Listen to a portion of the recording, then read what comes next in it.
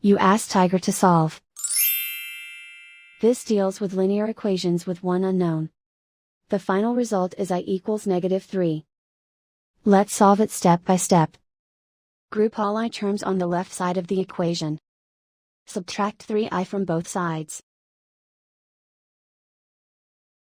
Group like terms. Simplify the arithmetic. Group like terms. Simplify the arithmetic. Group all constants on the right side of the equation. Add 2 to both sides. Simplify the arithmetic.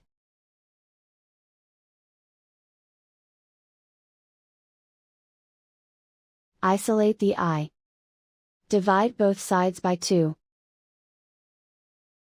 Simplify the fraction.